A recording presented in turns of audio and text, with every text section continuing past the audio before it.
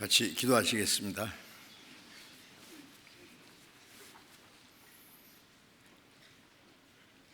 우리를 사랑하시는 거룩하시고 자비로우신 우리 아버지 하나님, 하나님이 작정하신 이 마지막 때에 이 세상 많은 사람 가운데서 먼저 우리를 불러 구원해 주시고 주님이 흘리신 그 보배로운 피로 우리 죄를 영원히 사해 주시고 영원한 생명과 소망을 주신 그 크신 은혜를 인하여 감사를 드립니다. 이 시간 주님의 보배로운 피로 구속함을 받은 저희들 주님 앞에 함께 모여서 주님의 은혜와 영광을 찬송하며 말씀을 배우며 주님과 함께 하는 거룩한 무리 안에서 교제케 하심을 감사드립니다. 이 시간에도 주님께서 우리 가운데 함께 계심을 믿습니다. 우리 각 사람을 굽어 살피시고 하나님의 자비로운 손길로 더욱 붙들어 주시고 주님의 은혜와 말씀과 성령의 능력으로 더욱 우리를 온전케 세워 주옵소서. 이 세상은 날로 요란해지고 죄악에 충만합니다. 하루 전에도 무슨 일이 일어날지 알 수 없는 참으로 위험한 세상입니다. 하나님의 보호심과 인도하심이 없으면 우리는 이 험악한 세상을 올바로 살아갈 수 없습니다. 능력의 말씀과 손길로 우리를 붙들어 주셔서 이 세상 죄악에서 거룩하게 구별해 주시고 하나님의 자녀로 합당하게 살아갈 수 있도록 인도해 주옵소서.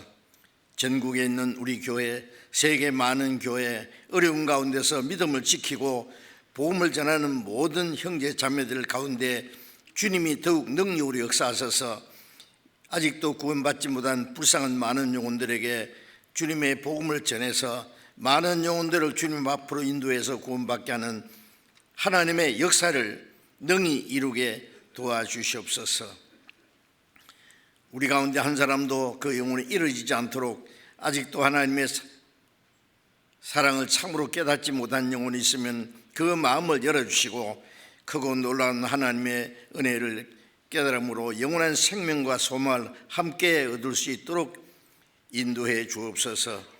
때를 따라 우리에게 필요한 말씀을 주시고 행할 길을 가르쳐 주시는 주님, 이 시간에도 우리에게 필요한 말씀, 우리 하나님의 자녀들이 마땅히 어떻게 행할 일들을 가르쳐 주시고 멀잖아 다시 오시는 주님 영광 앞에 부끄럼 없이 설 수 있도록 우리를 온전케 세워 주옵소서. 우리 주 예수님 이름으로 기도드렸습니다. 아멘. 찬송해 주시겠습니다.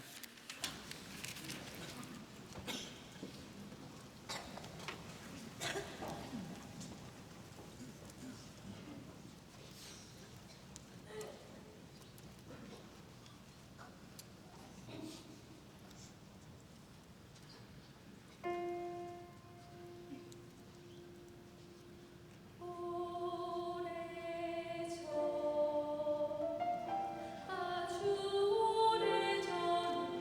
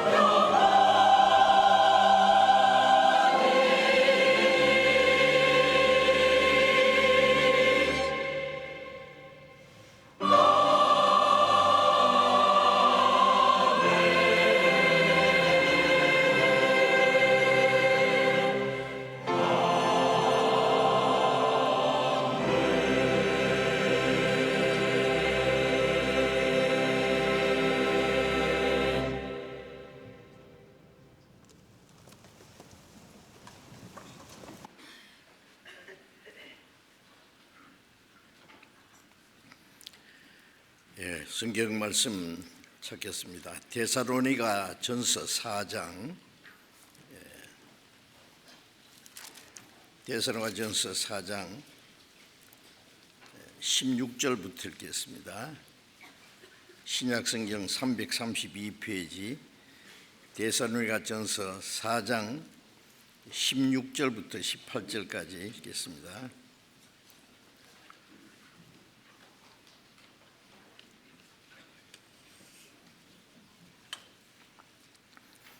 데살로니가 전서 4장 16절 읽겠습니다. 주께서 호령과 천사장의 소리와 하나님의 나팔로 친히 하늘로 쫓아 강림하시리니 그리스도 안에서 죽은 자들이 먼저 일어나고 그 후에 우리 살아남은 자도 저희와 함께 구름 속으로 끌어올려 공중에서 주를 영접하게 하시리니 그리하여 우리가 항상 주와 함께 있으리라. 그러므로 이 여러 말로 서로 위로하라.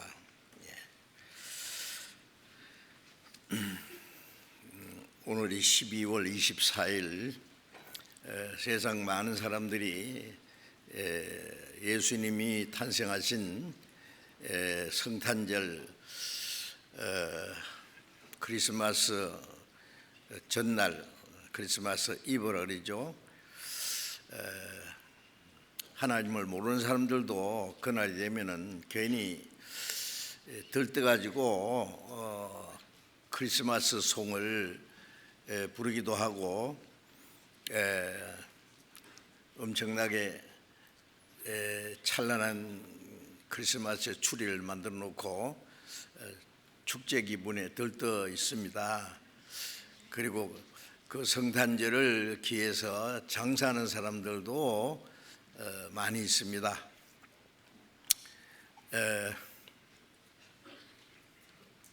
12월 25일은 아시겠지만은 그날은 예수님의 생일이 아닙니다. 저는 어릴 때 되면은 그날을 되게 기다렸어요. 주님이 탄생하신 날이라고 해서요. 그래서 24일 저녁이 되면은 밤새도록 잠도 안 자고요. 또 새벽에 집집마다 이제 믿는 사람들 집 앞에 가서 조용조용히 가서 큰 소리로 기쁘다 구주 오셨네 만백성 맞으라. 그럼 잠자는 사람 다 깨워요. 그러면 이제 또 각 집에서는 그 새벽송을 오는 그 학생들을 위해서 맛있는 과자 같은 거 준비해 놨다가 줍니다. 그러면 한바탕 동네를 이제 돌고 오면은 이제 교회 어머니들이 떡국을 만들어 놓고 또 주고 또 과자도 까먹고 밤새도록 잠도 안 자고 아주 재밌는 날을 보냅니다. 그래서 예수님이 생일이 되면은 이렇게 즐겁고 또 재밌는 그런 날이 되는구나 하고 기대를 하고는 했습니다. 지금도 많은 사람들이 그날 예수님이 진짜 오신 날이라고 생각해요. 그런데 성경에 보면은 예수님이 탄생하신 날은 없습니다. 기록이 안 돼 있어요. 왜 기록 안 돼 있을까요? 성경에 기록 안 돼 있는데도 이렇게 사람들이 정해가지고 예수님의 탄생을 축하한다면서 난리가 아닌데 그날을 성경에 기록해 놨더라면은 큰일 날 뻔했어요. 예수님 탄생을 축하하라고 예수님이 오신 거 아니지 않습니까?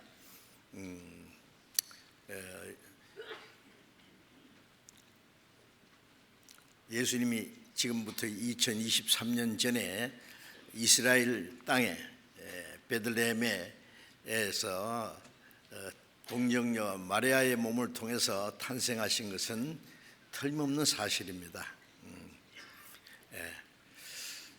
그런데 그날은 누가복음 2장에 보면은 베들레헴의 밤에 들에서 양떼를 지키는 목자들에게 천사들이 나타나서 예수님의 탄생을 가르쳐 주었는데요. 지금 12월 25일경에는 이스라엘에는 우리나라처럼 겨울인데요. 그렇게 춥지는 않아도 우기입니다. 비가 많이 오는. 그래서 그때는 덜의 양을 내놓지 않습니다. 그래서 이제 12월 25일은 그 비슷한 날도 아닙니다. 그리고 또 그 이후에 저 서방의 어떤 기독교에서는 아담을 하나님이 6일째 날에 사람을 창조하셨기 때문에 둘째 아담 예수님도 여섯째 오실 것이다. 그리고 이를 6일에 크리스마스로 지키는 일도 있었습니다. 물론 그날도 아닙니다. 그런데 12월 25일을 세계 백과사전에나 기독교 백과사전에 보면은 성탄절의 기원이라 그러면 읽어보면은 좀 엉뚱합니다. 그날은 동지 있지 않습니까? 어저께 동지날 지났잖아요. 동지는 밤이 제일 길고 동지 다음 날부터 낮이 조금씩 길어집니다. 그래서 로마에서는 여러 가지 신을 섬기는데 태양신을 섬기는 것이 최고신입니다. 그들이. 그래서 12월 25일은 동지가 지나자마자 낮이 조금씩 길어지기 때문에 태양의 탄일이라고 그래서 태양신에게 제사는 대축제일입니다. 로마에서 오랫동안 로마에서 오레리안 황제가 태양신 미드라라고 하는 태양신을 섬기던 대축제일입니다. 그러다가 콘스탄틴 황제가 꿈에 십자가 환상을 보고 십자가의 깃발을 들고 전쟁에 나가서 이겼어요. 그래서 이 콘스탄틴 황제가 갑자기 기독교인이 됐습니다. 그리스도인들을 박해하고 죽이던 로마가 갑자기 기독교 로마가 됐어요. 그 기독교라는 것은 지금 우리가 말하는 기독교하고는 좀 다르지요. 조금 설명을 드리면 로마 콘스탄틴 황제가 기독교인 되자마자 로마에 있는 그 교회 안에 그 감독이 있는데 감독을 아주 특별한 권세를 줬어요. 다른 여러 지역의 교회를 다스리는 권한을 준 겁니다. 그래서 그 사람이 갑자기 교회의 머리가 됐어요.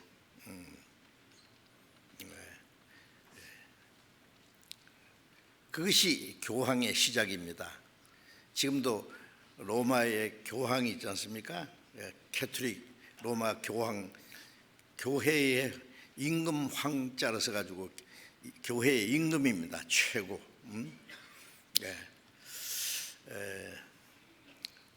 그리고 콘스탄틴 황제가 세례를 받자마자 그 신하가 하루에 3,000명이 세례를 받았어요. 그때 세례는 침례입니다. 제가 우크라이나에 가서 러시아 모스크바에 갈 때마다 우크라이나에 가서 전도했는데 그 수도 키예프에 아주 좋은 강이 흐르는데 거기에 키예프에서도 그 로마 정교의 그 황제가 신하들에게 강제로 그 강에서 침례를 주게 했다는 말을 들었어요. 그래서 가짜 기독교 역사가 시작됐어요.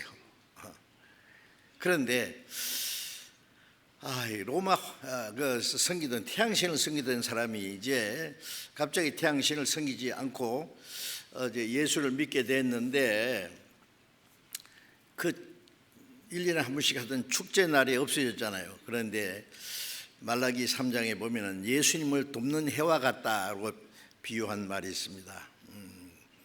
치료하는 광선을 바란다 그런 말이 있고, 또 신약의 누가복음에도 보면은 예수님을 돋는 해와 같이 그 어두운 가운데 비치는 빛으로 예수님 오셨거든. 예수님 생명이 비치니까 예수도 해라 그랬구나, 빛이라 그랬으니까 그들이 섬기던 태양신 축제를 예수님을 탄생일로 정한 겁니다. 제가 지어낸 거 아닙니다. 기독교 백과사전, 세계 대백과사전에 성탄절의 유래라는 걸 찾아보면은 이제 이런 설명이 있습니다. 그래서 그 로마에서 섬기던 태양신의 대축제일이 예수님의 탄생일로 이렇게 정해진 거예요. 너무나 엉뚱하죠. 그래서 그런지 하나님과 상관없는 사람들이 성탄절 되면은 아주 축제 기분에 들떠서 어쩔 줄을 모르는 사람들이 있습니다. 그날을 기해서 돈 버는 사람도 많고, 기쁘다 구주 오셨네 만백성 맞으라. 그런데 제가 어떤 사람 보니까요, 그 버스 표 파는 사람이 있어요. 부여가요 하고 표를 팔고는 자기는 안 갑니다. 그렇죠? 표 파는 사람 있잖아요. 기쁘다 구주 오셨네 만백성 맞으라 그러면서 자기는 안 맞이 안 해요. 많은 사람들이 예수 믿는 사람들도 믿기는 믿는데 마음의 그리스도를 영접하지 않은 사람들이 많아요. 자, 그래서 오늘 제가 말씀드리려고 하는 것은 지금부터 2023년 전에 예수님이 이스라엘 땅에 오신 것은 예수님이 오시기 또 2000년 전에 이스라엘 조상 아브라함을 선택하신 때부터 로마 창세기 12장에 하나님이 선지자를 통해서 그리스도를 보내주시겠다고 말씀하셨습니다. 그래서 처녀의 몸에서 나실 것이다, 베들레헴에서 탄생하실 거다, 그가 어떻게 살다가 죄 없는 하나님의 독생자가 인간의 죄를 대속하기 위해서 십자가에 죽으실 것이다, 사흘 만에 부활하실 것이다, 그 복음이 온 세계에 전파될 것이다. 예수님의 초림에 대해서 자세히 기록되어 있습니다. 그것이 하나도 틀림없이 다 이루어졌어요.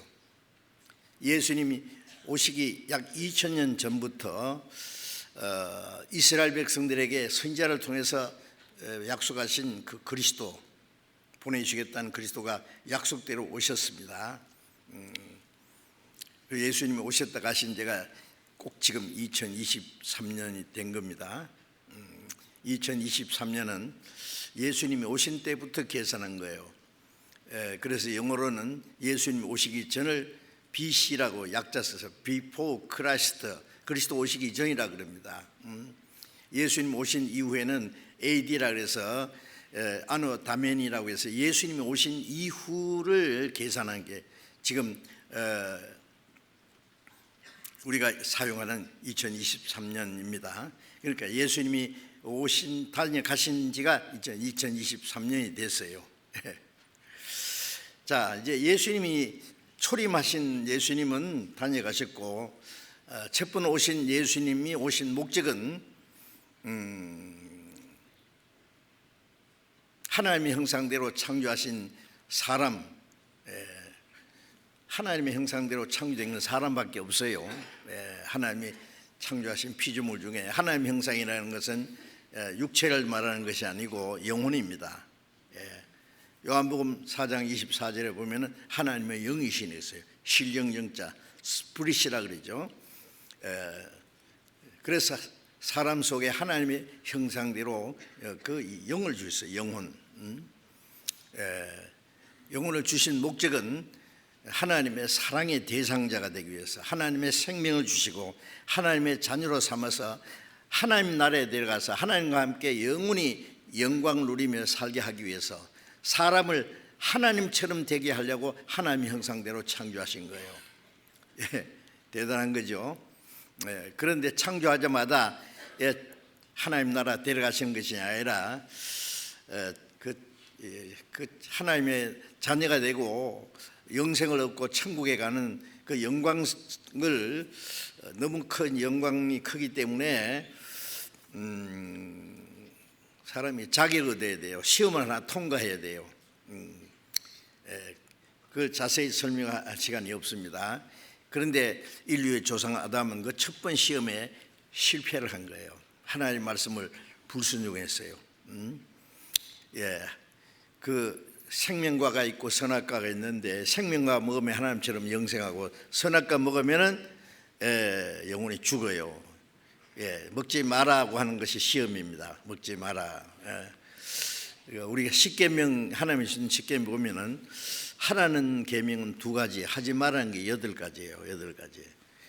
하라는 계명이나 하지 말라는 계명이나 같은 명령입니다. 에덴 동산에서는 하지 마라, 먹지 마라, 간단한 거예요.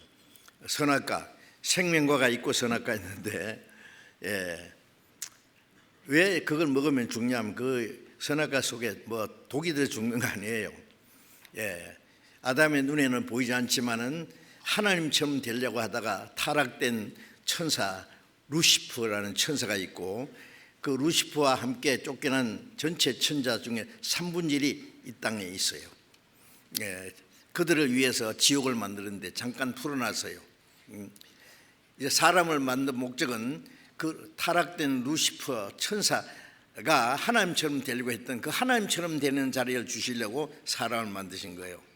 천사를 만든 목적은 부리는 영으로, 쉽게 말하면 하나님이 쓰시는 일꾼으로 만든 거예요. 그런데 루시퍼가 탐냈던 그 자리, 하나님처럼 되는 자리를 주시려고 사람을 만들었어요. 그러니까 천사를 만든 목적하고 완전히 다르죠. 임금이 높은 자리에 앉으면은 신하는 그 옆에 못 앉아요. 감히. 그렇죠. 그 제일 좋은 자리에 놓으면 왕비가 앉는 거예요. 그 앞에. 그것처럼 천사는 그 자리에 못 앉아요. 그 자리에 앉으려고 교만하다가 쫓겨났는데, 이제 그 자리를 주시려고 사람을 만든 거예요. 그런데 그 하나님과 같이 되는 자리를 얻으려면은 하나님처럼 되려고 하다가 쫓겨난 마귀 시험을 이겨야 되는데, 그 마귀 시험을 하나님 허락한 거예요. 그 시험 제목이 먹지 마라 그거예요. 먹지 마라. 그럼 마귀가 시험할 수 있는 길이 있잖아요. 먹으라 하면 되니까. 하나님 먹지 마라. 먹는 날에는 죽는다는 말은 그 선악과 먹어서 죽는 게 아니라 하나님 말씀을 불순종하고 마귀 말을 들으면 죽는다 그 말이에요. 마귀는 이제 자기가 앉으려고 했던 그 자리를 사람에게 주시려고 사람을 만드니까 얼마나 식이 나겠어요. 그러니까 자기가 가는 지옥으로 끌어가려고 인간을 하나님과 이간시켜야 돼요. 불순종하게 해야 돼요.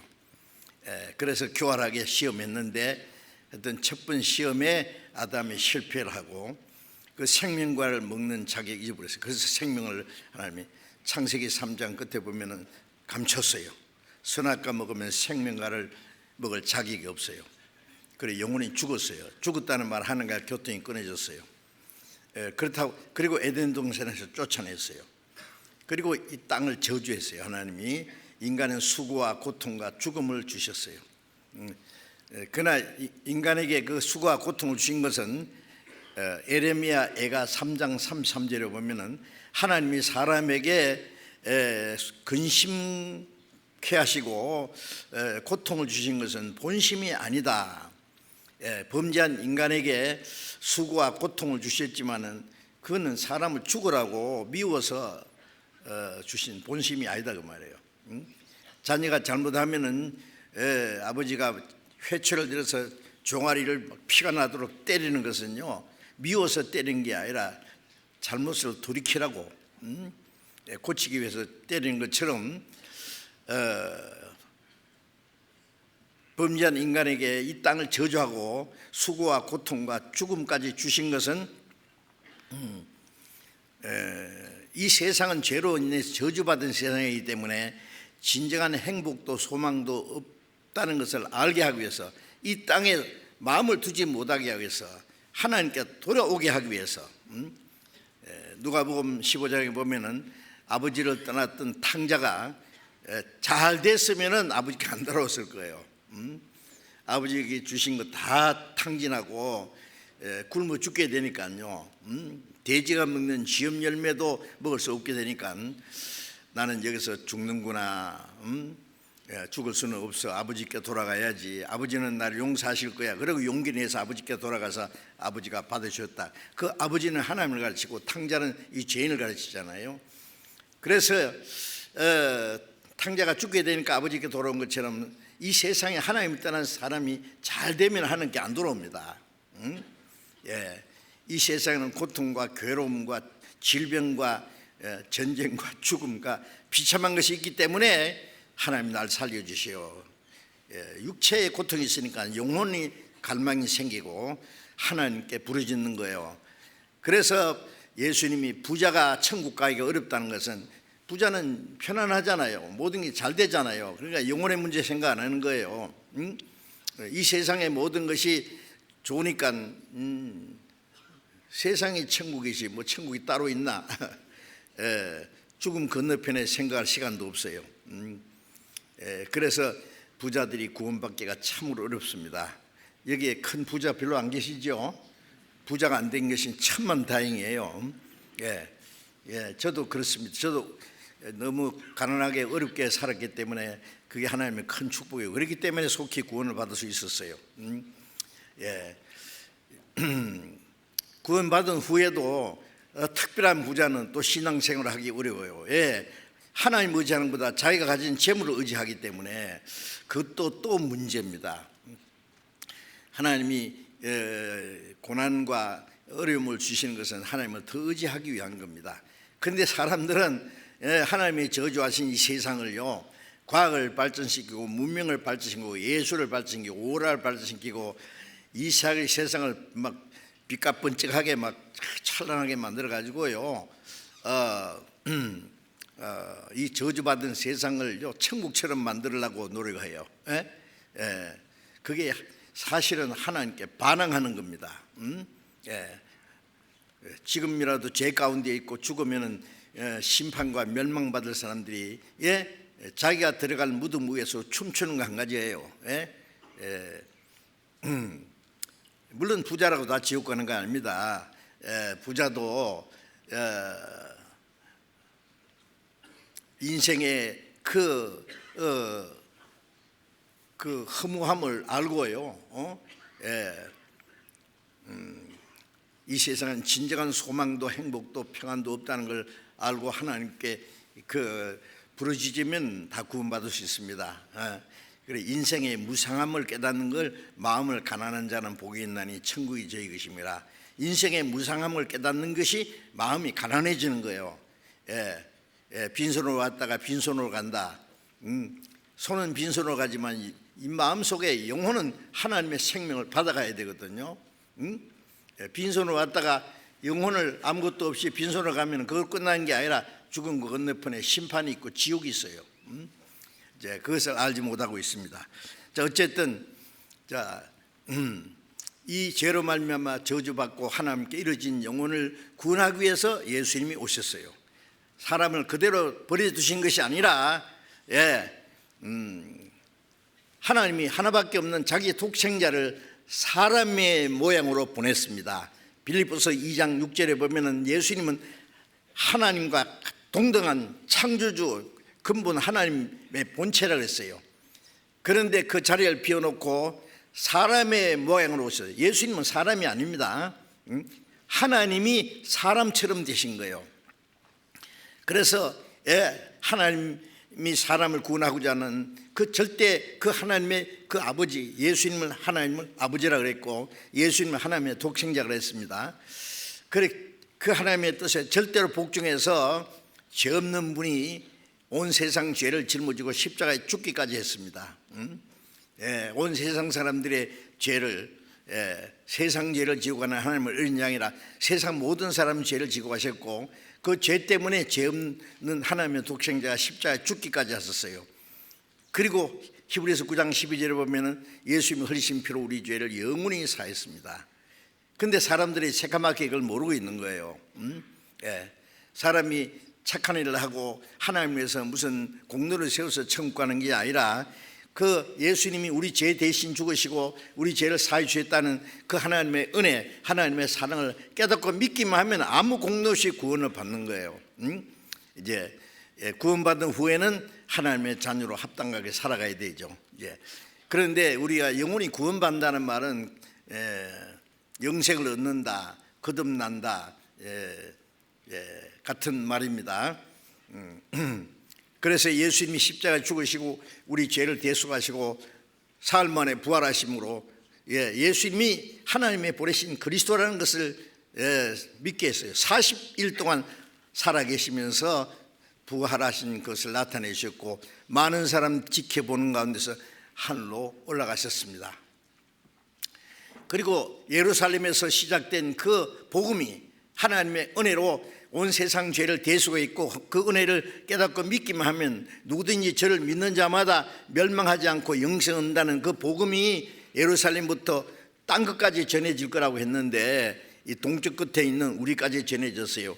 우리가 가진 성경이 지금 3,600여 방언으로 번역되어 있어요. 번역할 수 있는 말로는 다 번역했습니다. 그래서 온 세상에 다 전해졌습니다. 그럼 복음이 온 세계에 전해지면은 구원받을 사람, 끝까지 안 믿는 사람 이제 둘로 나눠질 거예요. 크게 하나님을 모르는 사람이 있고 하나님 믿긴 믿는데 구원 못 받는 사람도 있고 하나님 믿는다고 천국 가는 게 아니라 하나님의 은혜를 깨닫고 구원을 받아야만 요한복음 3장 3절에 사람이 거듭나지 않으면 하나님 나라를 볼 수 없느니라. 거듭난 사람이 이제 하나님 나라에 갑니다. 그 복음이 온 세계에 전해졌어요. 그러면 주님이 다시 오신다고 약속했어요. 첫 번 오신 예수님은 죄인을 구원하러 오셨고 다시 오시는 예수님은 구원받은 성도를 데리러 오십니다. 구원받고 죽은 사람은 영혼은 낙원에 가 있고 육신은 무덤에 있겠죠. 다 흙으로 돌아갔겠지만 주님 오실 때 하나님의 능력으로 그 무덤 속에 있는 자들이 생명의 부활로 구원받은 사람은 살아난다 했어요. 영혼과 몸이 재림하시는 주님을 맞이합니다. 그리고 주님이 오실 때 살아있는 성도들은 이 몸이 홀연히 변화돼서 재림하시는 주님을 맞이한다고 말씀했습니다. 죽지 않고 산채로 올라간 사람이 홍수전에 성취했던 에녹과 엘리야는 죽지 않고 산채로 하나님이 데려가셨어요. 이제 마지막 주님이 재림하실 때 살아있는 성도들은 산채로 이 몸이 홀연히 변화됩니다.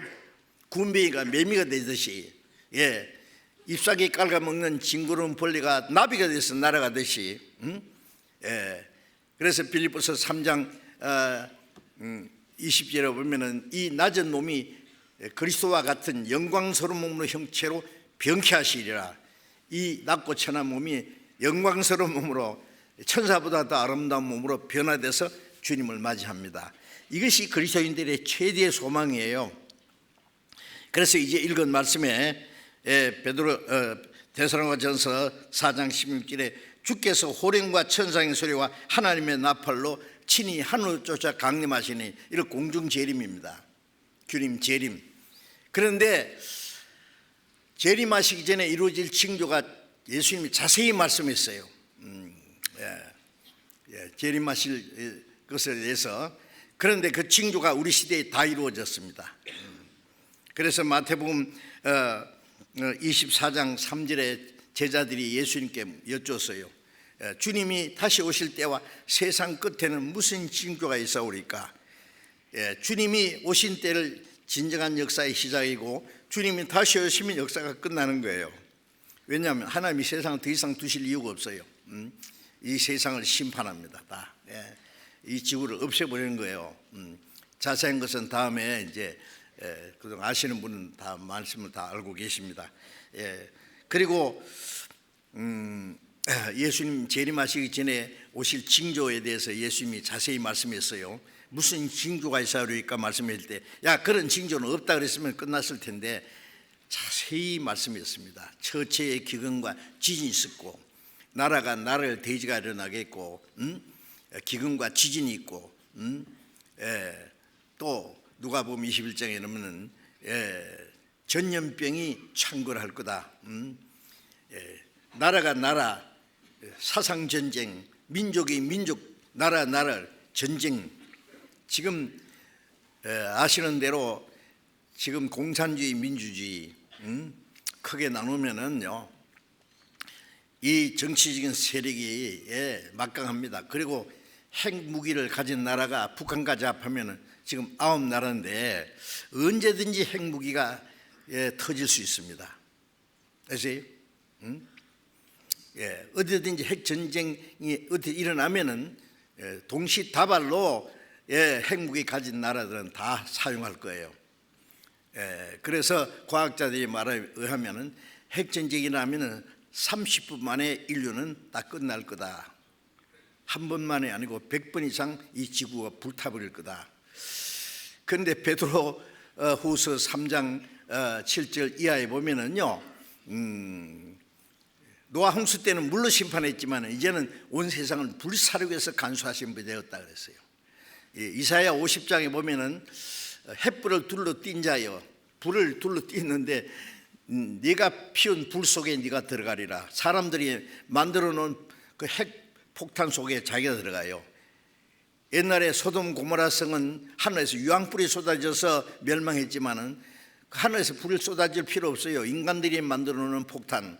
그래서 성경에는 열방은 자기가 판 웅덩이에 자기가 빠지며 자기가 숨긴 그물에 자기가 걸렸도다. 자기가 만들어 놓은 그 폭탄은 터져서 죽는 거예요. 그런데 그 준비 다 됐습니다. 아시죠? 네? 지금 러시아, 중국, 북한 크게 나눠서 이 세 악질적인 세력이 지금 자유진영에 위협하고 있습니다. 극한 대립을 가지고 있습니다. 지금. 자, 그래서 민족과 민족이 나라를 대지가 일어난다. 처치의 길은 이 기상이변, 공해 이런 것 때문에 흉년으로 굶어 죽는 사람이 얼마나 많은지 모릅니다. 지금 우리는 느끼지 못하지만은요, 기근, 그 다음에 지진 아시죠? 전 세계 곳곳에 지진이라고요. 기상이변으로 온난화 현상으로 북극과 남극의 빙산이 빠르게 녹고, 조금 있으면요 북극과 남극의 빙산이 다 녹으면은 지금 현재 바다가 65m가 높아진다 그래요. 그러면 대도시가 물속에 다 들어가면 우리가 앉아있는 이 자리도 바닷속에 들어갈 거예요. 처체의 기근과 지진과 그 다음에 지진이 일어나서 막 성들이 무너지고, 지금 이제 하도 이제 지진이 많이 일어나니까 자세히 발표도 안 하더라고요. 수천 명, 수만 명이 죽는 지진이 1년에도 얼마나 많이 일어나는지 몰라요. 그 다음에 온역, 그게 전염병입니다. 이제 전에도 곳곳에 전염병이 있지만 이번에 코로나도 전염병입니다. 자, 앞으로 이것으로 끝날 것이 아니라 어떤 일이 일어날지 모릅니다. 자, 이제 이런 그 재난들이 일어납니다. 이 땅에 앞으로 오래 잘 살라고 하는 생각은 버리는 것이 좋을 거예요. 이 땅에는 진정한 소망이 없습니다. 복음이 온 세계에 전해지고 그 마지막 때에 우리가 구원받았다는 것은요 기적입니다. 정말. 요즘 말로 막차 타는 거예요 지금. 그래서 아직도 구원받지 못한 사람에게 우리가 복음 전하는 것이 마지막 우리가 해야 될 일입니다. 저는 믿기는요, 솔직히 마음에 우리가 주님 오실 날이 너무 가깝기 때문에 우리는 살아서 주님을 맞이할 수 있을 것 같아요. 에녹처럼 홍수 전에 하나님이 에녹을 데려가신 거죠. 불로 심판하기 전에 하나님은 우리를 데려가실 거예요.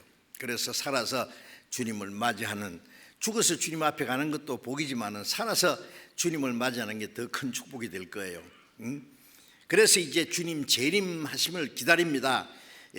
주님이 오실 때에 그리스도 안에서 죽은 자들이 썩지 않는 몸으로 부활하고, 고린도전서 15장에 보면은 나팔 소리가 나면은 그리스도 안에서 죽은 자들이 먼저 살아 일어납니다. 썩지 않는 몸으로, 영광스러운 몸으로 성경에 자세히 기록되어 있습니다. 살아있는 사람은 호린이 변화된다 그래요. 예? 그래서 이제 그리스도 안에서 죽은 자들이 구원받고 죽은 사람 말합니다. 먼저 살아 일어나고 썩지 않는 몸으로 신령한 몸으로 그 후에 우리 살아남은 자, 이 땅에 살아있는 들이 호련히 구름 속으로 끌어올려서 부활한 성도들과 함께 공중에서 주님을 영접하게 된다. 이 몇천 메타 공중을 말하는 것이 아니라 이 물질 세계에서 신령한 세계로 가는 것을 우리 말로 이렇게 번역한 거예요. 신령한 세계에서 주님을 맞이합니다. 그리하여 우리가 항상 주와 함께 있으라. 그때부터 주님과 영원히 헤어지지 않고 사는 것이에요. 거기가 새 하늘과 새 땅입니다. 그리하여 이 여러 말로 서로 위로하라. 이것이 우리의 고난 중에 어려운 가운데 살아가는 우리에게 큰 위로와 소망입니다. 이 위로를 가지고 우리가 서로 위로하고 주님 오신 날까지 오래 참고 기다리면서 주님을 맞이할 준비를 해야 된다는 말씀입니다. 그런데 이제 오늘 제가 말씀드리려고 하는 것은 주님이 재림하실 때에 주님을 참으로 맞이할 수 있는 사람이 어떤 사람인가, 그걸 좀 잠깐 말씀드리려고 해요. 왜 그러냐면은 여기 우리 교회에서는 대다수의 사람들이 거듭난 분이고 확실히 구원받은 분이라고 생각합니다. 어떤 그 제품 보면은 99%, 95% 이런 걸 하잖아요. 100%면 좋은데,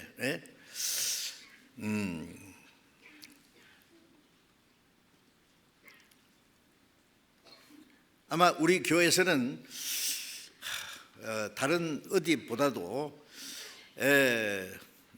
가장 많은 사람들이 구원을 받았으리라고 생각하는데 100%가 되면 좋은데 그건 좀 어렵지 않겠나 생각돼요. 우리 바람이지. 그래서 성경에 보면 믿는 사람 중에, 하나님 믿는 사람 중에 구원받은 사람이 있고 안 받은 사람이 있어요. 주의 주하는 자마다 천국에 다 들어갈 것이 아니다. 요한복음 마태복음 7장 21절에 주여 주여 하는 사람 믿는 사람이요, 주여 주여 하는 사람은 다 천국 간다 그러면 좋은데 다 들어갈 것이 아니다. 심지어 선지자노라고 귀신 내쫓고 많은 권능을 했다 했는데 예수님이 내가 너희를 도무지 알지 못한다, 나를 떠나가라. 아니 형식적으로 교회당 왔다 갔다 하는 사람이 아니라 선지자노 했다는 건 성경 가르치고 목사도 되고 전도사도 되고 선교사도 되고 귀신도 쫓아내고 병도 고치고 굉장하잖아요. 그런데 얼마나 잘 믿었어요. 그런데 주님이 도무지 알지 못한다. 왜? 구원 못 받았어요.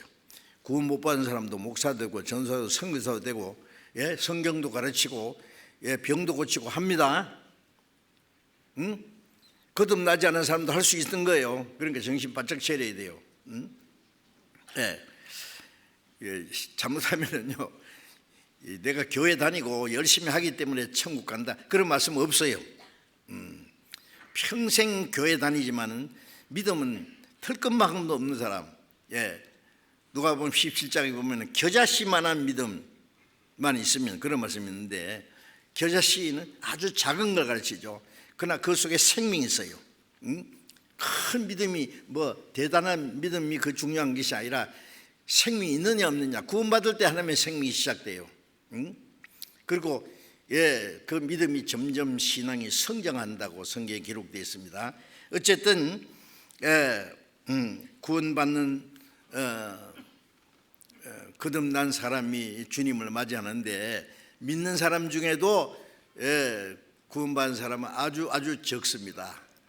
그래서 우리 교회에서 구원받았다고 하고 간증하고 찬송도 하고 같이 교제하고 하는 사람은 100% 천국 가면 좋은데 혹시 그렇지 못할까 봐 좀 염려되고 두렵습니다.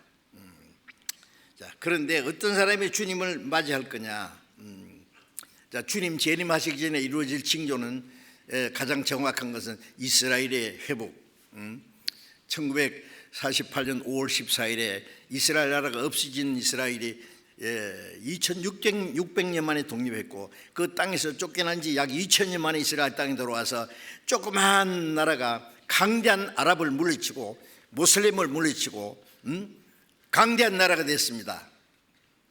지금 이스라엘과 하마스 전쟁하는 거 보세요. 이스라엘 땅의 유대인들 원래 600만 명이 이스라엘 땅에 살고 600만 명이 지금 미국에서 살고 또 600만 명이 전 세계에 아직 흩어져 있고, 그런데 이스라엘 사는 유대인들 600만 명이 조금 숫자가 늘어서 모이기도 하고 한 800만 명 될 거예요. 전 세계 유대인 다 합쳐도 2천만 명 정도밖에 안 됩니다. 아주 적은 숫자죠. 신명기 7장에 보면은 하나님이 이스라엘 하나님 택한 백성은 아주 숫자가 적은 민족을 택했다 그랬어요. 처음부터 적은 민족, 아직도 적습니다. 좀 크면 때려서 또 조그맣게 만들어요. 왜? 크고 강하면 하나님의 능력을 나타낼 수 없으니까 조그맣게 만들어 놓고 깜짝 놀랄 기적을 나타내요. 조금 전에 이제 시편 59편을 우리가 교독했잖아요. 59편 13절에 보면은 하나님께서 이스라엘 중에 다스리심을 땅 끝까지 알게 하소서, 그런 말씀이 있는데, 하나님이 이스라엘 민족 중에 직접 다스립니다. 이스라엘이 불순종하면 다른 나라를 들여서 때려요. 그게 구약 성경의 역사입니다. 이스라엘 사람들이 그리스도를 펼쳐가니까 로마를 들어서 이스라엘 110만 명을 서기 70년에 죽여버리고 나머지 전 세계 쫓아버리고, 예수를 죽인 유대인들이 빌라도에게 예수를 죽인 피값을 우리와 우리 자손에게 돌려달라고 했는데, 그 그리스도를 예수님이 그리스도인 줄 알지 못하고 십자가에 못 박아 죽인 유대인들이요, 약 전 세계 2000년 동안 얼마나 많이 죽은지 몰라요. 2차 대전 때 죽은 유대인만 600만 명. 그리스도를 배척한 죄가 얼마나 크다는 걸 보여줬어요. 그러나 영원히 망하는 것이 아니라 이제 복음이 온 세계에 전해지면 마지막 때 이스라엘 땅에 돌아가서 강대한 나라를 물리치고 그 땅을 뺏어서 강한 나라가 군대가 된다 그랬는데 지금 그대로 됐어요. 이스라엘이 독립한 지 지금부터 73년 4년 전밖에 안 됐습니다. 이스라엘이 독립한 것은 74년 전에 1948년 5월 14일에 독립했는데, 나라가 망한 것은 기원전 586년에 망했고 그 땅에서 쫓겨난 것은 서기 70년 이후에 전 세계 쫓아냈어요. 그런 나라가 세상에 어디 있어요? 세상에서 가장 비참한 역사를 가진 민족이 소위 하나님의 택한 이스라엘 백성이에요. 왜? 그리스도를 배척한 죄가 얼마나 크다는 것을 온 세상에 보여준 거예요. 이방인들이 그리스도를 배척하는 것은 마음에 그리스도를 영접하지 않는 겁니다. 예수님이 십자가 죽어서 온 세상 죄를 사했다고 이 복음이 온 세계에 계속 전해져도 꿈쩍도 안 하는 사람이 있어요. 교회 다니면서도요, 열심히 교회 다니면 아유 천당은 뭐 하나님 택한 줄 알아요. 아닙니다.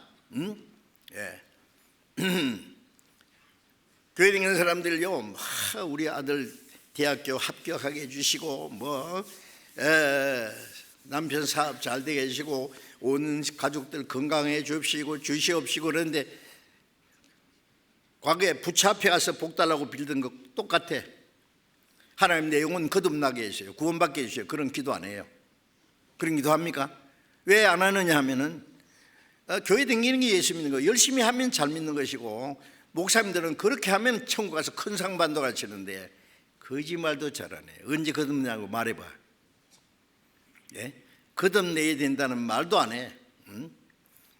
거듭난 사람은 자기 거듭나 압니다. 자, 어쨌든 주님 오실 날이 너무 가까웠는데 이제 문제는 주님 오실 때 주님을 맞이할 수 있느냐. 거듭난 사람, 구원받은 사람은 주님 맞이하죠. 그래서 어떤 사람이 주님을 맞이할 건지 그걸 알려면 역사는 반복됩니다. 아십니까? 첫 번 오실 예수님 그리스도를 이스라엘 땅에 오셨는데 첫 번 오신 예수님을 하나님이 택한 이스라엘 백성들이 영접했습니까? 안 했습니다. 이스라엘 사람들은 메시아가 그리스도입니다. 메시아란 말은 히브리 말이고 그리스도라는 말은 헬라 말이에요.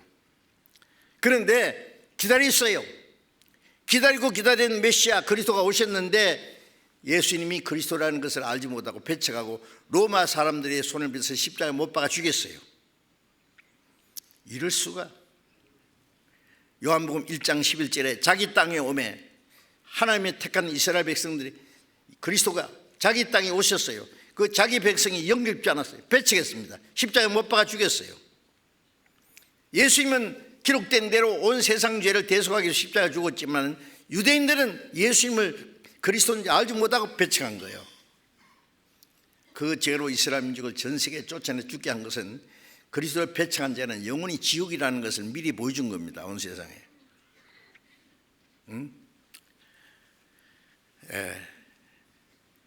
첫 번 이스라엘 땅에 오신 그리스도를 영접한 사람이 있습니다. 이스라엘 백성들이 왜 배척했느냐? 고린도전서 2장 8절 보면 알았다면 영광의 주를 십자가에 못 박지 않았으리라. 몰랐어요.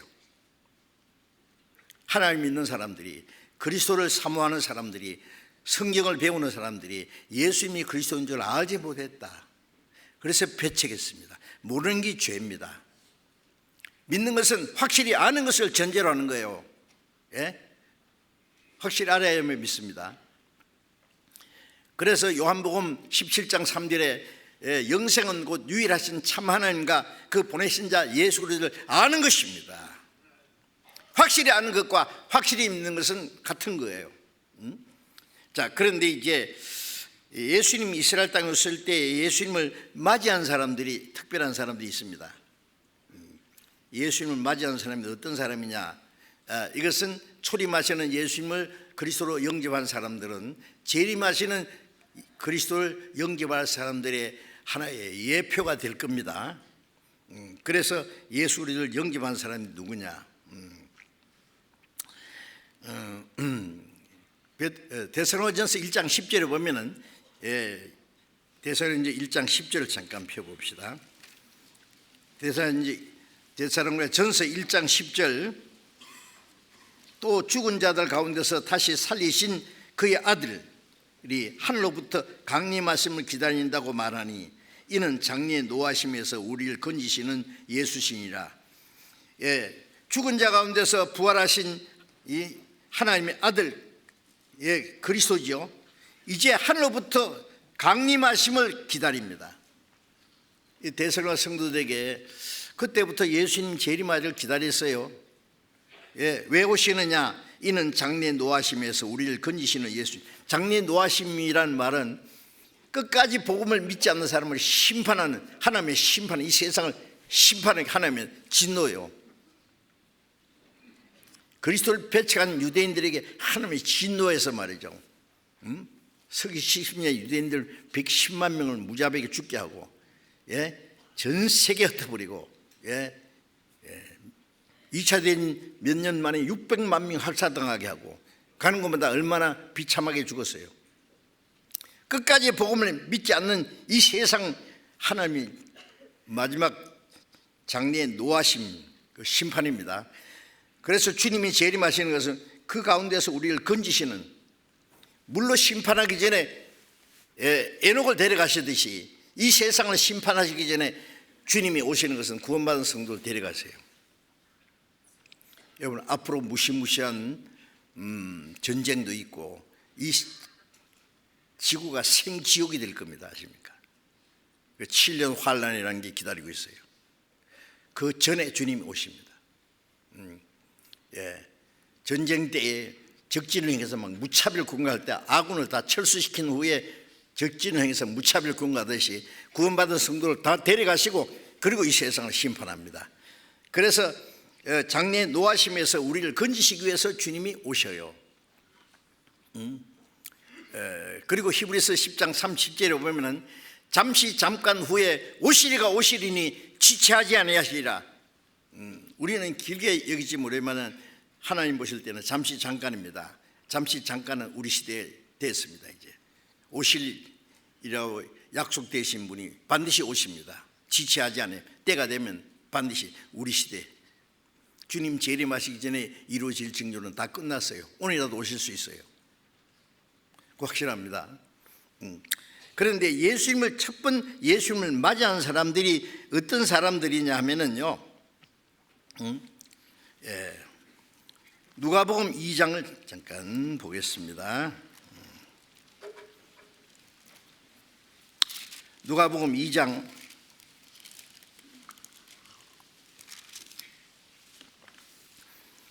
8절부터입니다.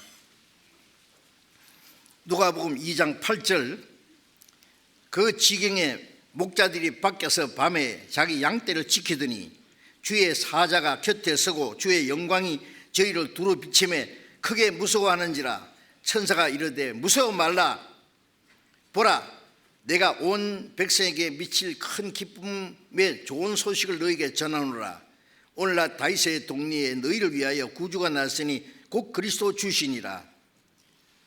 너희가 가서 강보에 싸서 구유에 누인 아기를 보니 이것이 너희에게 표적이니라 하더니 호련히 허다한 천군이 그 천사와 함께 있어 하나님을 찬송하여르되 지극히 높으신 곳에서는 하나님께 영광이요 땅에서는 기뻐하심을 입은 사람 중에 평화로다 하니라.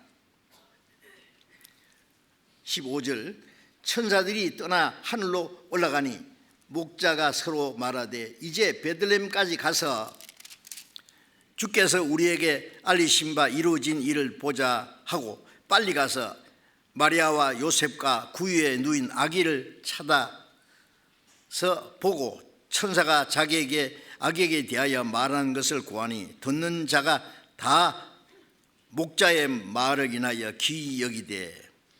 자, 여기서 첫 번째, 예수님이 베들레헴에 태어나셨을 때에 예수님을 맞이한 사람들이, 영접한 사람이 베들레헴에서 밤에 들에서 양떼를 지키던 목자들입니다.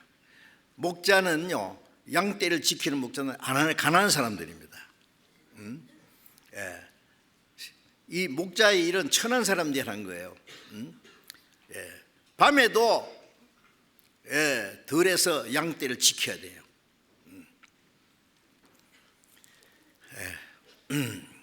왜 양떼를 지키지 않으면은 이리가 와서 양떼를 물어가거든요. 그러니까 잠도 안 자면서 밤에 양떼를 탁 지키고 있어요. 옛날 다윗이 양떼를 지키던 그곳이 베들레헴입니다. 베들레헴에서 키운 양들을 예루살렘에 가져와서 하나님께 제물로 드리거든요. 그런데 밤에 이 목자들이 양떼를 지키고 있는데 갑자기 주의 천사가, 사자가 천사입니다, 영광 중에 나타났습니다. 이 목자들이 깜짝 놀라서 무서웠죠. 막 영광스러운 천사들의 모습이 나타나니까 천사가 이르되 무서워 말라. 보라, 온 백성에게 미칠 큰 기쁨의 소식을, 좋은 소식을 너희에게 전하노라. 오늘날 다윗의 동네에 너희를 위하여 구주가 났으니 곧 그리스도 주시니라. 천사들이 나타나서요, 무서워 말라. 온 백성에게, 이스라엘뿐 아니라 온 세상에 전해질 좋은 큰 기쁨의 좋은 소식을 전하노라. 오늘날 다윗의 동리에, 다윗의 동리가 베들레헴입니다. 다윗이 양치던 곳에 너희를 위하여 구주가 나셨으니 곧 그리스도 주시니라. 그리스도가 나셨다. 야, 얼마나 놀라운 소식입니까? 그리고 갑자기 홀련히 허다한 천군 천사들이 하늘에서 말이죠, 막 찬송을 하는 거예요. 야, 천사의 합창. 지극히 높으신 곳에서는 하나님께 영광이요 땅에서는 기뻐하심을 입은 사람 중에 평화로다. 예수님이 오셔서 죄인을 구원하시는 일을 하러 오셨기 때문에 그것이 하나님께 영광이 되고 이 땅에서는 기뻐하심을 입은 하나님의 은혜를 입은 사람들이 하나님과 평화가 이루어져요. 그걸 구원을 말합니다. 그리고 찬송을 하더니 사라졌어요. 이 목자들이 깜짝 놀라서 천사들이 말하는 대로 베들레헴의 그 동네에 들어가서 구유에 누인 아기를 찾아갔습니다. 왜 구유에 누있냐면요, 예수님을 낳은 동정녀 마리아는 요셉과 약혼한 사이인데 예수님을 낳기까지 그들은 결혼 생활을 하지 않았습니다. 그런데 갑자기 로마 황제가 모든 사람을 자기 고향에 가서 호적하라고 명령이 떨어졌어요. 그 헤롯은 가이사 황제, 이 로마 가이사 황제가 명령을 내렸는데 자기도 몰랐을 거예요. 왜? 그런데 그것은 나사렛에서 살던 요셉과 마리아가 요셉의 고향이 베들레헴이니까 호적하러 갔는데 여관마다 막 초만원이네요. 사람들이 호적하러 온 사람들.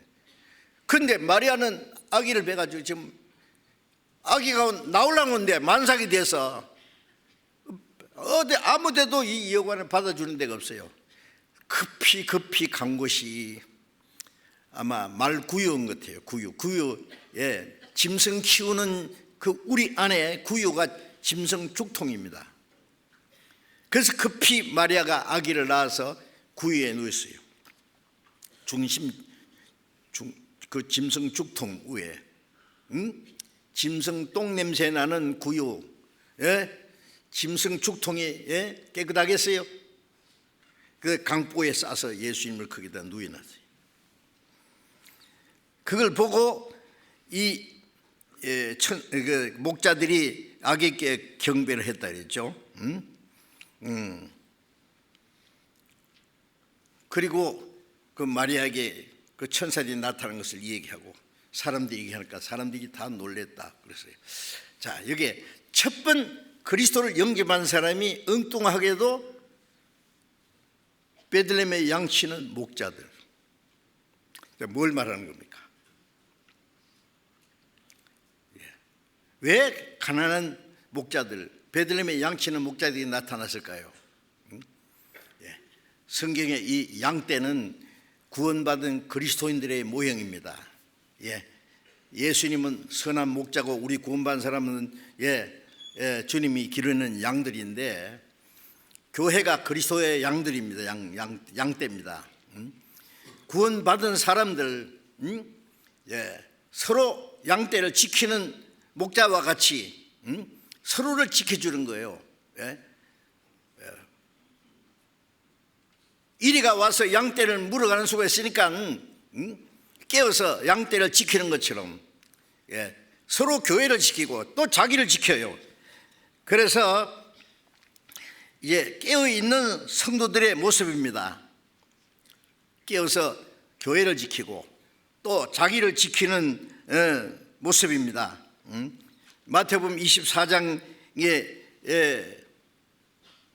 40절에 보면은 예수님이 재림하실 때 두 사람이 밭에 일을 하다가 하나는 데려가고 하나는 버리던가고 두 여자가 맷돌을 갈다가 하나는 데려가고 하나는 버리던당할 것이라. 그러므로 깨있으라.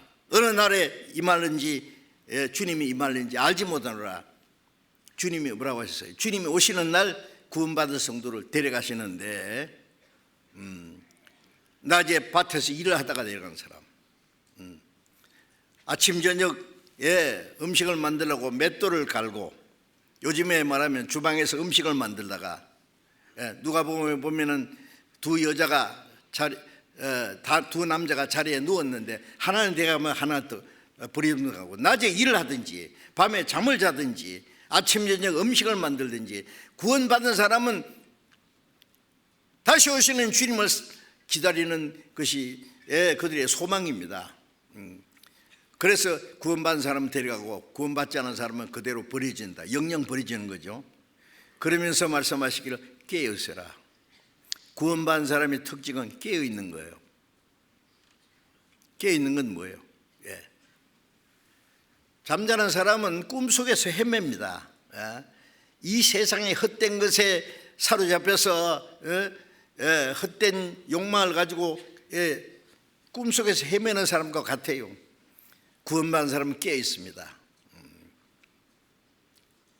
하나님의 자녀로 합당하게 살려고 정신을 차리고 다시 오시는 주님을 사모하는 마음으로 말씀에 순종하고 있는 생활이 깨어있는 생활입니다. 죄 짓는 데서 구별된 사람, 그게 그리스도인의 생활을 한마디로 깨어있는 생활이에요. 그러므로 깨어있으라고 그랬어요. 누가복음 12장 36절에 보면은 허리에 띠를 띠고 등불을 들고 서 있으라. 주인이 혼인집에 갔다가 돌아와서 문을 두드리거든 어느 때든지 문을 열어주는 줄 수 있는 사람처럼 기다리고 있으라. 주인이 올 때 그 종이 깨어있는 것을 보면 그 종이 복이 있으리라. 깨어있으라 했어요. 잠도 자지 마라 그 말이 아닙니다. 항상 마음이 깨어있어야 돼요. 등불을 들고 서 있는 것처럼 언제든지 주님 오시면 문을 열어줄 수 있는 것처럼 언제든지 주님 오시도 주님을 맞이할 수 있는 마음을 가지고 주님을 기다리는 그 마음을 깨어있는 것이라고 설명했습니다. 그리고 누가복음 21장 36절에도 너희는 장차 올 이 모든 하나님의 진노와 심판, 장차 올 모든 걸 능히 피하고 인자 앞에 서도록 항상 깨어있어 기도하라. 깨어서 말씀을 순종하고 깨어서 기도하고 깨어있는 성도들이 주님을 맞이합니다. 베들레헴에 양치는 목자들. 그래서 유다서 21절에 보면은 하나님의 사랑 안에서 자기를 지키며 영생에 이르도록 우리 주 예수 그리스도의 긍휼을 기다리라. 주님이 우리를 데려가시는 그날 기다리라 그 말이에요. 그래서 데살로니가전서 5장 6절에 보면은 그러므로 다른 일과 같이 자지 말고 깨어 근신할지라. 다른 이들, 세상 사람들은 세상 잠에 빠져서 헤매고 있어요. 다른 일과 같이 자지 말고 깨어 근신할지라. 또 로마서 13장에는 너희가 이 시기를 알거니와 자다가 깰 때가 되었으니 우리가 처음 믿을 때보다 구원이 가까웠습니다. 주님이 오실 날이 가까웠기 때문에 처음 믿었을 때보다 주님 오실 날이 훨씬 가까웠잖아요. 그럼 주님을 맞이할 준비를 하고 깨어있는 생활, 술 취하고 방탕하지 말고 호색하지 말고 하나님의 뜻을 따라서 살아가는 생활이 깨어있는 생활입니다. 그 깨어있으란 말이 성경에 많이 있어요. 잠언 19장 16절에 보면은 계명을 지키는 자는 자기 영혼을 지키거니와 그 행실을 삼가하지 않는 자는 죽으리라 그랬어요. 하나님의 말씀을 순종하는 생활이 깨어있는 생활입니다. 여러분 구원받았다고 하면서 하나님의 말씀을 순종하지 않고 자기 마음대로 살면서 정말로 그 깨어있는 생활 아니죠. 깨어있어야 정신 좀 차려야 주님이 오늘 오실지라도 주님을 내가 맞이할 수 있을까 그런 생각을 하고 요한계시록 16장 15절에 보면 보라 내가 도적같이 오리니 도적은 언제 올지 모르잖아요. 누구든지 깨어 자기 옷을 지켜 벌거벗고 다니지 아니하여 자기의 부끄러움을 보이지 않는 자는 복이 있도다 그랬어요. 자기의 옷을 지켜서 벌거벗고 다니지 않는 자 구원의 옷을 입고 의의 겉옷을 입고 말씀을 순종하는 생활을 말합니다. 자기 부끄러움을 보이지 않는 자는 복이 있도다. 주님이 오늘이라도 오시면은 내가 부끄러움 없이 주님을 맞이할 수 있을까 좀 생각해 봐야 됩니다. 그래서 베들레헴에 양치는 목자들 밤에도 깨어서 들의 양떼를 지키는 목자들은 깨어있는 성도들의 모습입니다. 깨어있는 그리스도인들이 주님을 맞이하실 겁니다. 또 한 가지, 마태복음 2장을 잠깐 보겠습니다. 마태복음 2장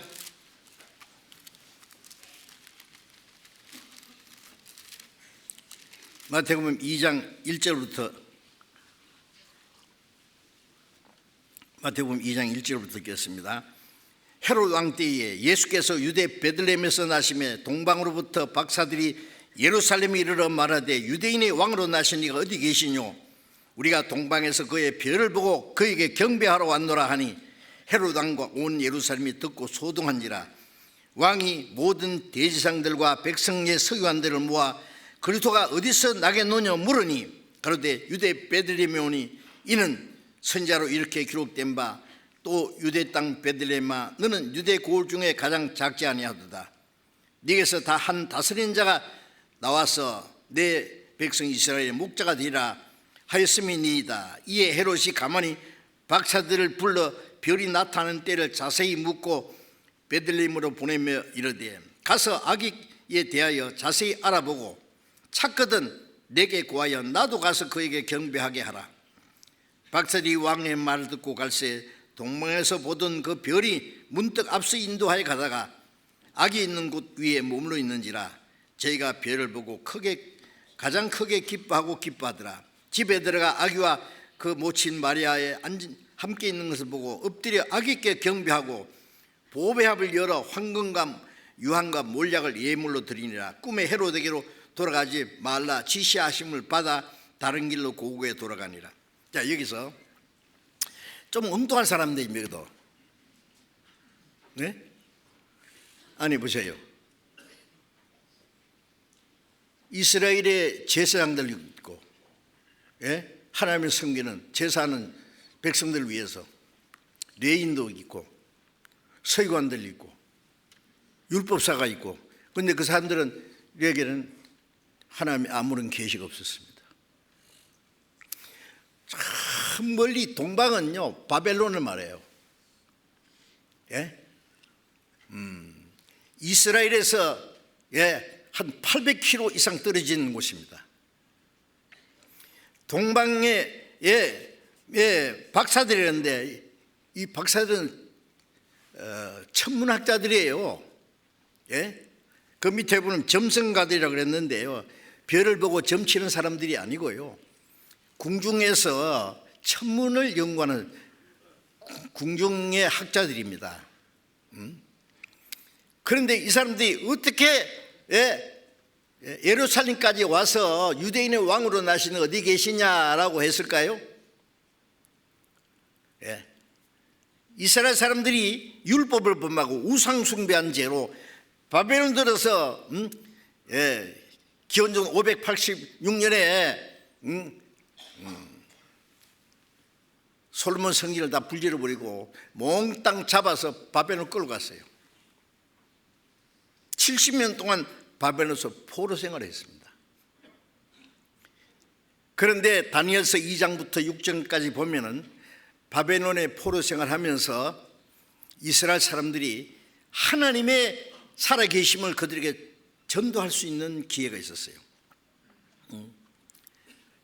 다니엘은 하나님이 같이 계셔서 하나님 외에는 어떤 신도 섬기지 않았습니다.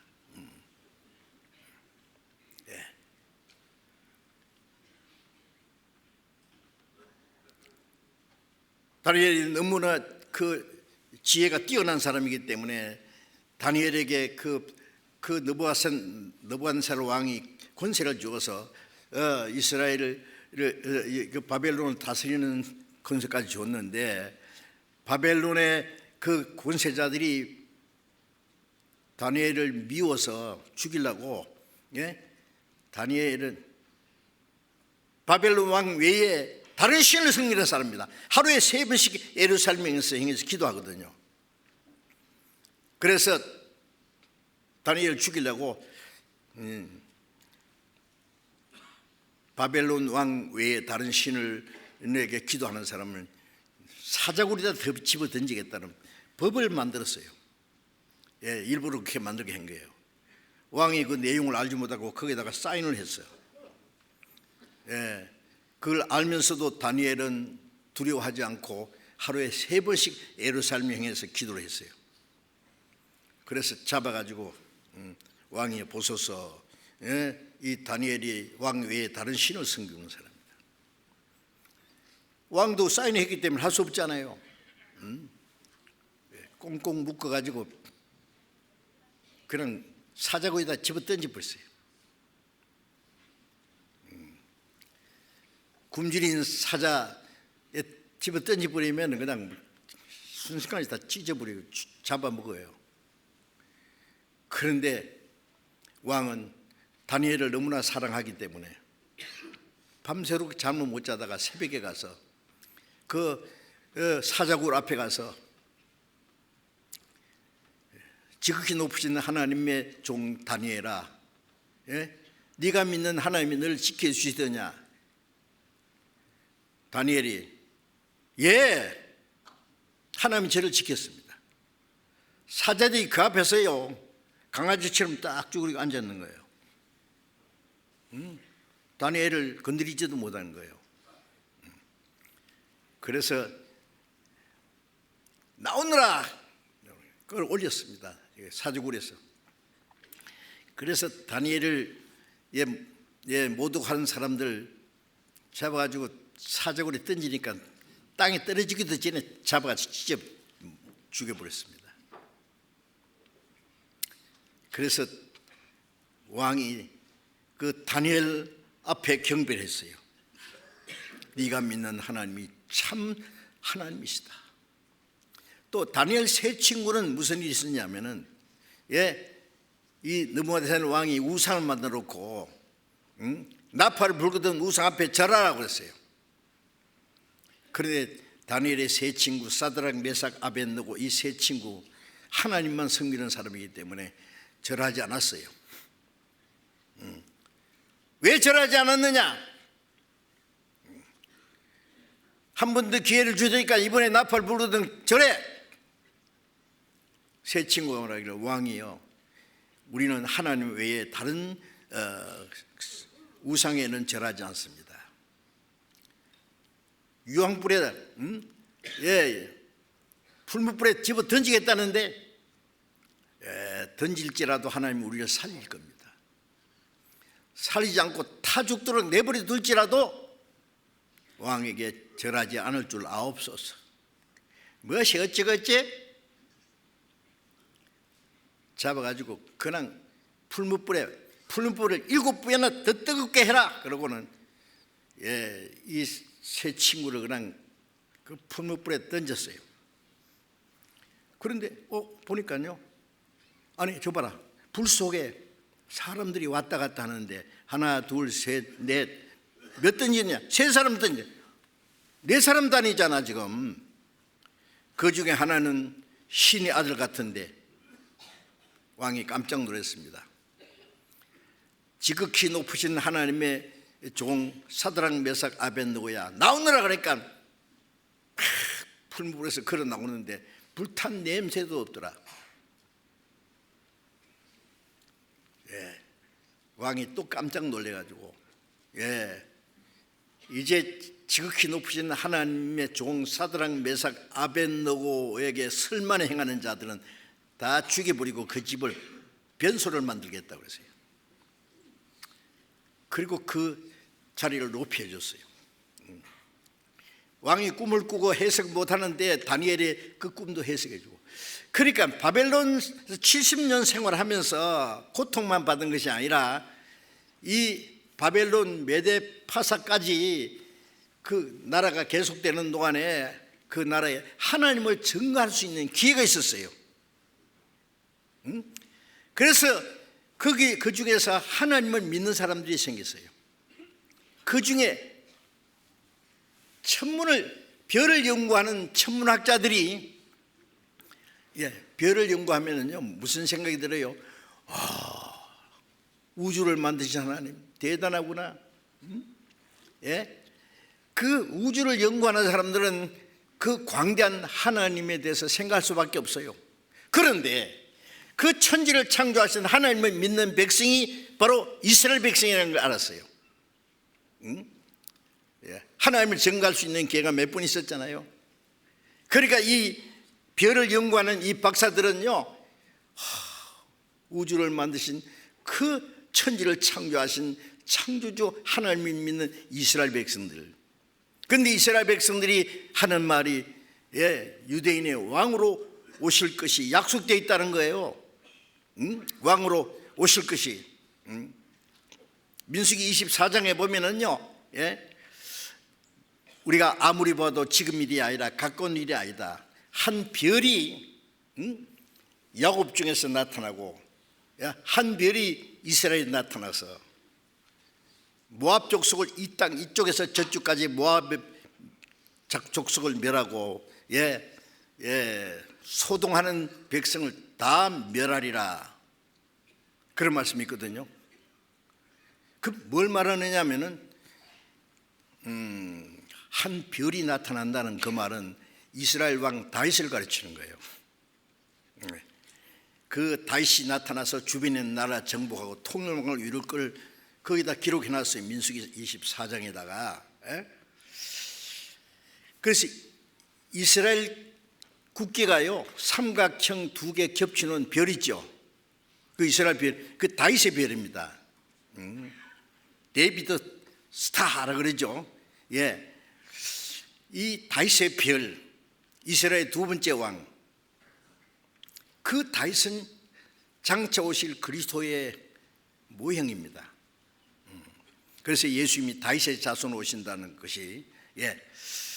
그런데 이제 다윗이 주변의 나라 다 정복을 통일왕을 이루듯이 이제 앞으로 만왕의 왕, 유대인의 왕으로 오실 것이 구약 성경에 자세히 기록되어 있으니까 바벨론에 살면서도 그것을 말한 거예요. 그러니까 이 다른 사람들은 몰라도 동방 박사들은 천지를 창조하신 하나님을 믿는 이 이스라엘 백성들, 유대의 왕으로 오신다 그랬으니까 뭔가 징조가 있을 거다. 별을 연구하는데 갑자기 전에 어떤 별이 하나 나타났네요. 이상한 별이 나타났어요. 큰 별이. 그리고 별이 쫙 움직이는 거예요. 그래서 동방박사들이 저건 징조다. 이 하나님의 택한 이스라엘 백성들이 기다리던 유대인의 왕으로 나신 게 틀림없다. 그래서 동방박사들이 그 왕으로 나신 그리스도를 맞이하기 위해서 그 바벨론서부터 이스라엘로 가기 시작했어요. 몇 사람이 갔는지는 정확하게 성경이 없으니까 세 사람이 그러는데, 동방박사 세 사람 귀한 예물 가지고 산을 넘고 강을 건너 별 따라 왔도다. 그 찬송 있죠. 그런데 찬송가에는 세 사람인데 세 가지 예물을 바쳤다고 세 사람이 그러는데 세 사람인지 다섯 사람인지 하여튼 세 사람 이상일 거예요. 이 사람들은 귀족들입니다. 학자들입니다. 왕궁에서 별을 연구하는 사람들이에요. 아마 수행인들도 있었을 거예요. 낙타를 타고 왔는지 말을 타고 왔는지 하여튼 여러 날 걸려서 예루살렘까지 왔습니다. 이건요 특별한 일입니다. 그래서 예루살렘에 와서 왜냐하면 유대의 왕으로 나서니까 당연히 예루살렘에 왔을 거다. 예루살렘이 수도니까요. 그래서 와서 말했습니다. 우리가 동방에서 별을 보고 유대인의 왕으로 나신 이를 경배하러 왔노라. 어디 계시냐? 예루살렘에 바벨론 로마에서 파송되어 오는 헤롯 왕이 있거든요. 헤롯 왕과 온 예루살렘 사람들이 소동했다고 했어요. 이게 무슨 일이야? 헤롯 왕은 내가 왕인데 유대인 왕이나? 깜짝 놀랐겠죠. 당황했어요. 유대인 왕으로 났으면 내가 왕에서 쫓겨날 텐데 이스라엘 사람들은 하나님이 약속하신 그리스도가 오셨어. 야, 대단하다. 그래서 막 소동이 일어났습니다. 그래서 왕이 제사장과 백성의 서기관들을 불러 모아서 그리스도가 어디서 난다고 했느냐. 그러니까 서기관들이 성경 잘 알거든요. 미가서 5장 2절을 딱 펴. 유대 땅 베들레헴입니다. 성경이 기록하기를 유대 땅 베들레헴아 너는 유대 고을 중에 가장 작지 아니하도다. 네게 산 다스는 자가 네게로 나올 것이다.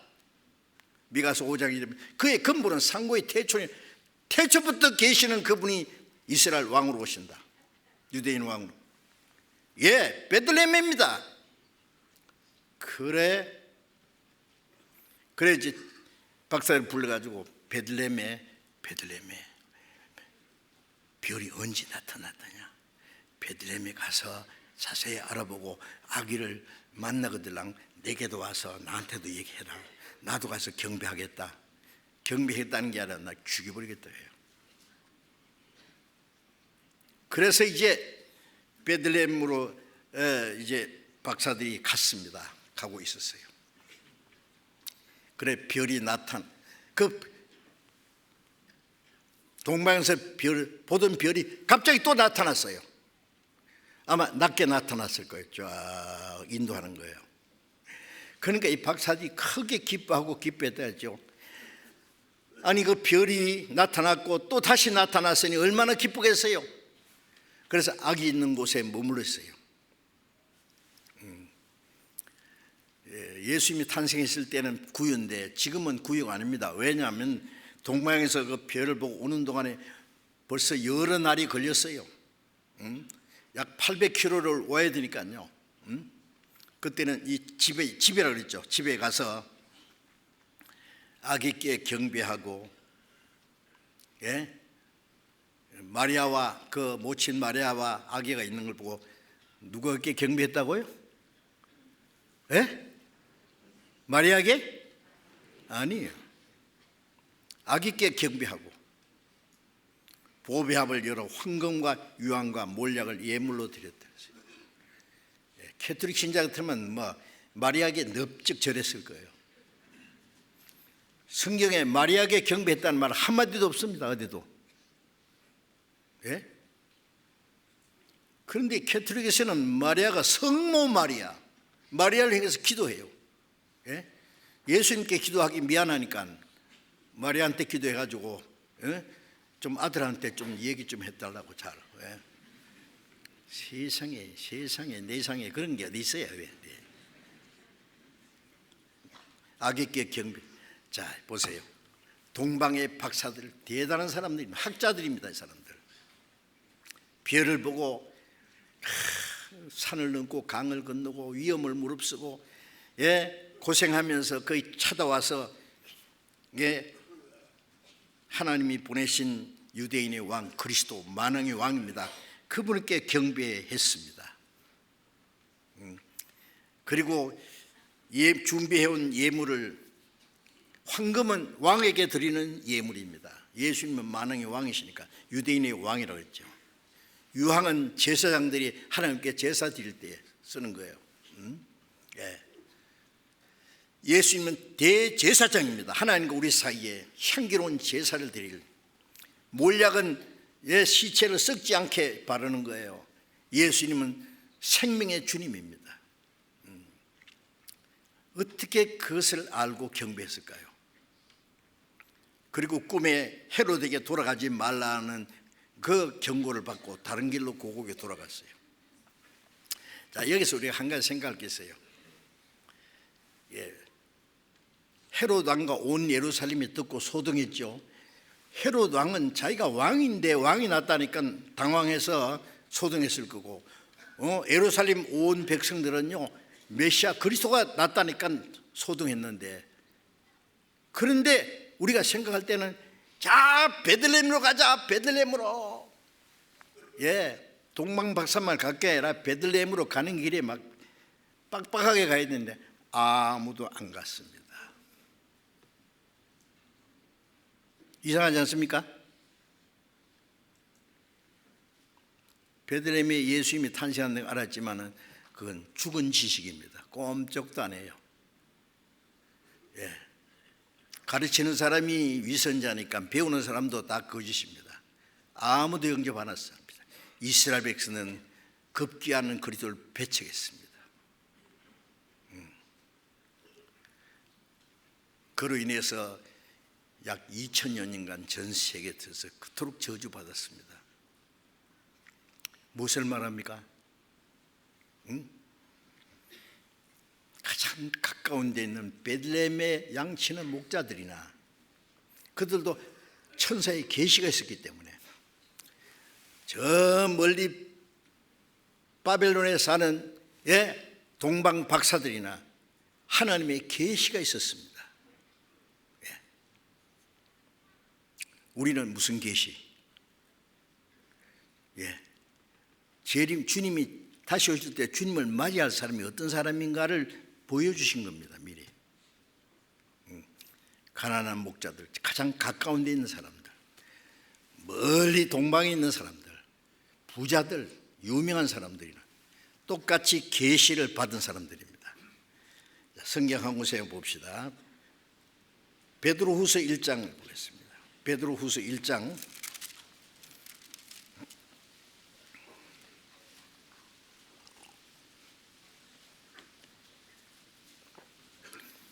베드로후서 1장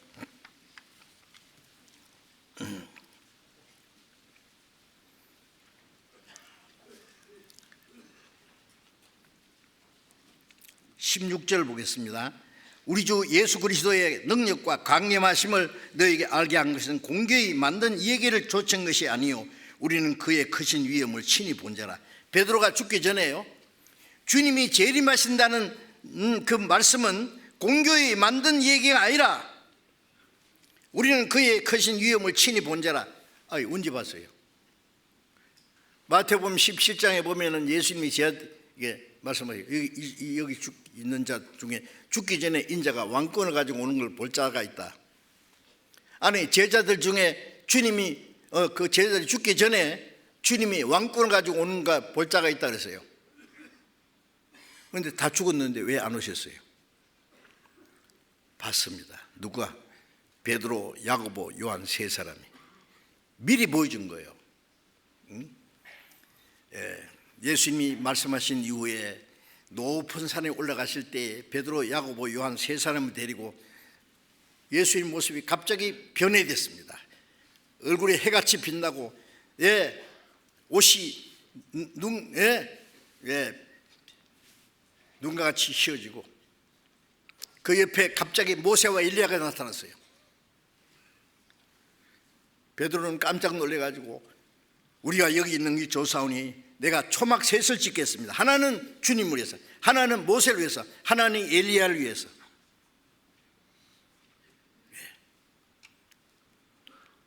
갑자기 하늘에서 소리가 들리기를 이는 내 사랑하는 아들이요 기뻐하는 자니 너희는 저의 말을 들으라.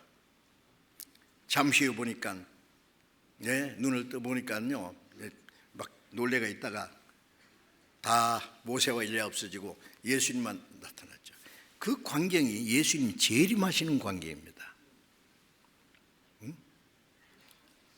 죽기 전에 베드로와 야고보, 요한 세 사람에게 보여줬어요. 주님이 재림하실 때 모세와 엘리야가 나타난 것은 모세는 그리스도를 멀리서 바라보고 죽어서 주님을 맞이하는 사람, 엘리야는 산채로 휴거된 사람의 모습, 죽었다 살아나는 그리스도, 살아서 휴거되는 그리스도인들이 두 종류의 사람이 주님 재림하실 때 주님을 맞이할 것을 미리 보여준 겁니다. 그래서 베드로 죽기 전에 우리는 주님의 강림하심을 친히 보았다. 우리가 주님과 함께 거룩한 산에 있을 때 보았다. 미리 보여준 거죠. 주님 재림하신 광경을 미리 보여줄 수 없습니까?